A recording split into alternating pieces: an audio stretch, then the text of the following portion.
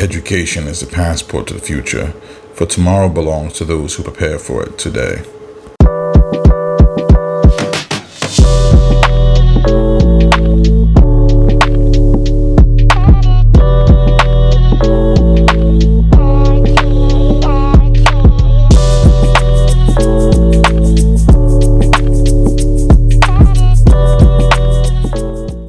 Hi guys, it's Professor Presbury. Wanted to do another video. Keep it really short. Wanted to go over, someone asked me what the levels of management were. I do want to preface this by saying levels of management depend on the organization. The levels of management kind of change. So, you'll find some organizations, depending on the size, may have more of these, they may have less. They may have several of them, they may have one. And that kind of goes with everything. So I'll kind of try to explain it, try to explain how many may be under each one or how that goes. I'm trying to hope this will be like a 5-minute video. I know some of them are a little winded. My video's like 40 minutes. You're like, 40 minutes, you can watch the episode or something, right? Instead of be listening to me. So I'm trying to go over this as fast as I can. Levels of management or levels of leadership. Team lead. A team lead is generally still what I call a working staff member. That's not a derogatory term. That's just to say that this person is essentially just a working staff member. But they may be the most experienced. Maybe they're getting paid an extra $1 or $2, sometimes even an extra 50 cents. This person is a go-to. This person is someone that others look to as a resource, or as someone that knows how to do the job slightly better and is allowed to give instruction. I would even go so far as to say that in some organizations, mine in particular, when I'm not teaching with you guys, I'm a HIM director elsewhere, team leads are specifically created for their ability to teach others. I work in a union hospital, and that hospital, it presents certain challenges to be union, but it's fine. In any case, so one of the issues, one of the rules, one of the stipulations there is that union members cannot train other union members. Only management can do that. But however, a team lead is considered technically a part of the management. It's like they're still a worker and they're still a part of the union, but they're allowed to have certain management functions. So that team lead job title does exist, and it allows that individual to train other staff members. I think that's a great workaround because that can be a real issue for leadership if we just don't have the time to go around training all of our staff individually. Next up, you have a supervisor. Supervisor is usually a step up from a team lead. They're, I would say, the first foray into management. There is some compartmentalization, which is to say that upper leadership may not really associate with a supervisor much. There's not a lot of overlap there. For instance, I have a supervisor for my department, and she's great. Oh my gosh, she's amazing. As much as I try to incorporate her into my workflow and dealing with my bosses, the fact of the matter is they don't really interact with her much. Like, she's the doorway essentially for me, which is to say that, like, she deals with the staff and then I deal with her. She deals with the staff, which allow me to do other things like, process improvement, research, implement things, make broader organizational changes that I wouldn't be able to do if I had to deal with the staff directly, which I did previously. I mean, I've been there 4 years, 2 of which I would say as a working director, and more recently about 2 years now with a supervisor. I said working director because I work every day. I'm not like I'm not working. Hell, I'm working now. But what I mean is that an individual as a working director is dealing more with the staff face to face. A lot of organizations, the director never really sees the staff. There's no interaction between the director of the department and the staff because there's that compartmentalization. There's those levels between that. Means that the individual just doesn't require to deal with that. Next up, after supervisor, you have assistant manager. Not all organizations have this, and again, I don't want to say that for every level because not all organizations have any of these. You can have the organization with one director and several supervisors.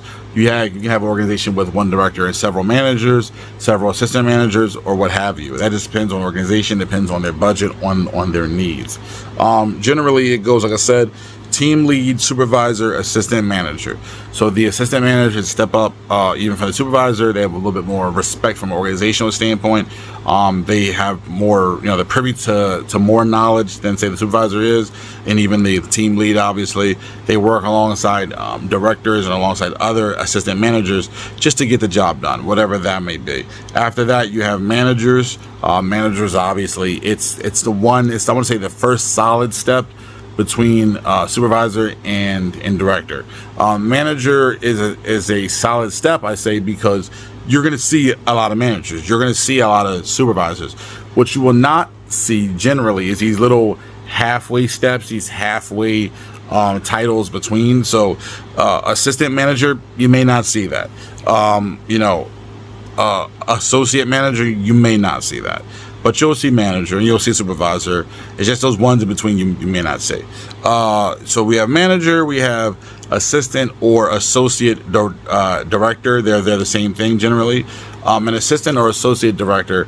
And I don't want you guys to get hung up on titles. And the reason I say this is because for some organizations, an assistant or an associate director is the equivalent of the director. If there's no director, that's the director. You know what I mean? Like there's no one else. So it's not that an assistant or an associate director is a step down. No, not at all.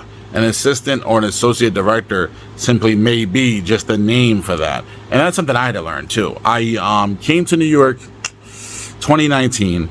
I was the HIM manager for the organization. I hadn't been promoted yet to a director. I had my master's. I had a bunch of certifications. I thought I knew everything, right? I'm over here like, hey, look at me. I got all this stuff, right? Okay, so I'm looking at some jobs, at some organizations that are far more prestigious, at least than the one I was at the time. More well known, not only in the city but in the country. So like I said, just a better known organization overall, right? Much larger too. My goal at that time was to be a director. That was my goal from when I was my early 20s. I was like, I want to be a director because that's as far as I saw at the time. I saw a couple of positions that were available. There was one for a associate director. Now, so I'm sitting here thinking to myself, associate director? That's just an assistant director. I don't want to be no assistant director. I want to be the director. I want to be the main guy. I don't want to just say, hi, I'm answering the phone. No, I'm Javon. I'm the assistant. Very short-sighted on my part. Very immature on my part. Very ignorant even. Just lacking in knowledge about these organizational breakdowns until I got in there and I learned some more. For myself, that associate director was the equivalent of the director that I wanted at the organization I was, which is to say there was no director at that organization. That was the director level. And I'm not going to say, I turned it down. No, I never turned it down because I never tried. And the old saying, you miss 100% of shots that you don't take. You know what I mean? So I'm sitting in this position where I was, lacking in maturity, so to say, lacking in knowledge. I didn't even put my name in the hat. I didn't apply, and obviously I didn't get it because I never applied. That job paid twice as much as the one I have now. Twice as much. Twice. 2 times. Because, and that was like me not applying, and I'm sitting there like, ooh, why would you do that? Why did you not apply to that? You know what I mean? So it's not even gonna get all hung up on that. The point is, don't get hung up so much over titles if you don't know the organizational structure of the facility. That may be the director. You don't need to get caught up and say, oh, I don't want to be an associate or assistant director, Like, that might be it. So maybe just go for it, Don't make the same mistake I did. Anyway, so moving on. Totally not bitter, right? Totally not bitter. No, I'm kidding. I'm not. It's fine. It's fine. So moving on. So you'll have the associate or the assistant director. Then you have the director. Obviously, you're more organizational.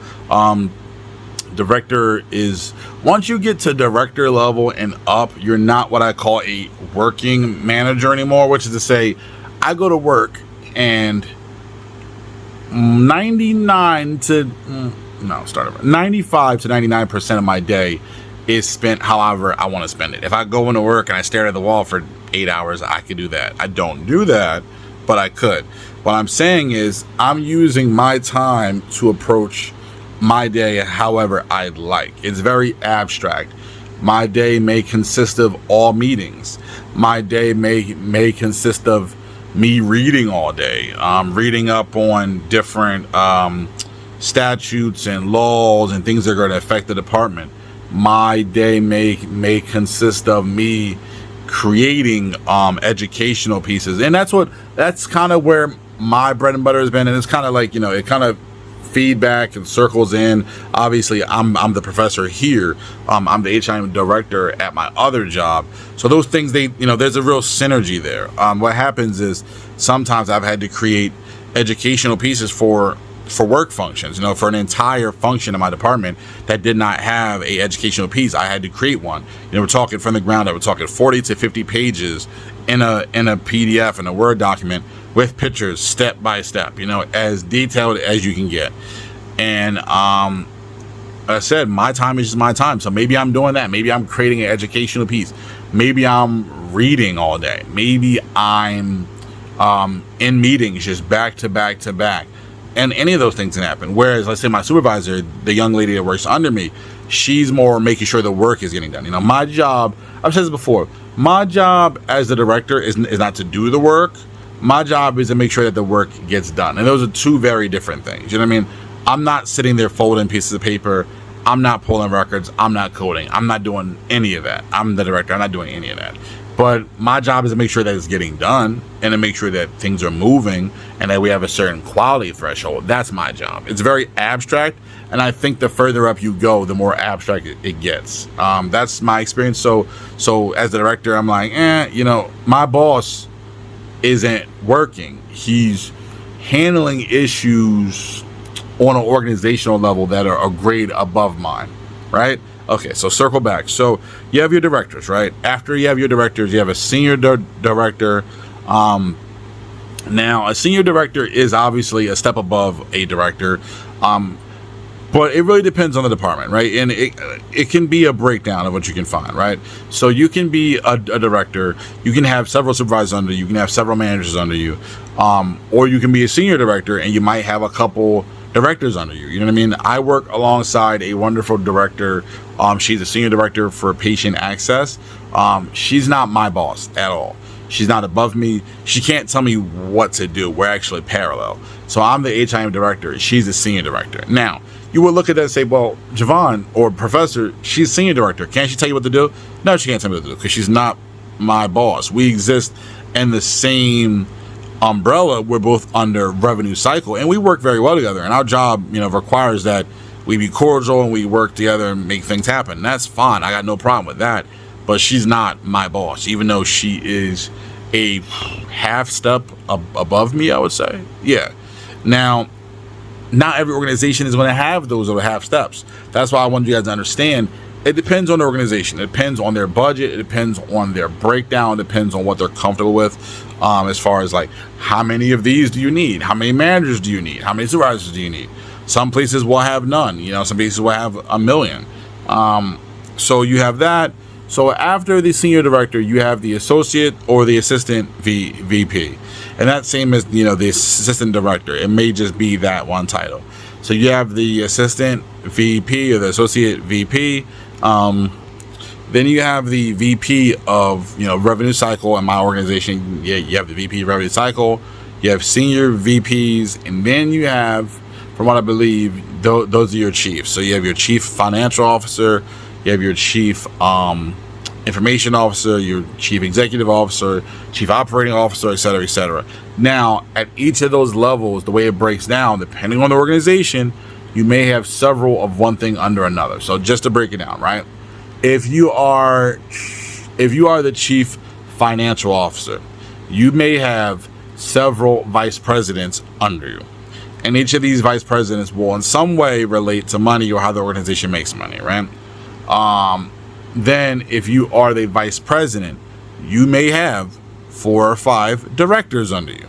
And then those directors may have 2 or 3 managers. Those managers may have 2 or 3 supervisors. You see what I'm saying? it kind of trickles down. It's a triangle. If there was like a diagram I could draw, it would just be one guy at the top and everything else kind of trickling down from that. That's how those go. That's the ladder of leadership, as I call it. I probably called it something else. I called it levels of leadership, I think it was at the beginning. In any case, that's everything, guys. I wanted to keep this one short, keep it 15 minutes. I hope I've gone over everything. If you have any other questions, please send me email, text me. However you want to get in touch with me is fine. You know, I'm pretty good with that. And I hope it's been informational. All right, guys. Thanks. Enjoy. Bye-bye.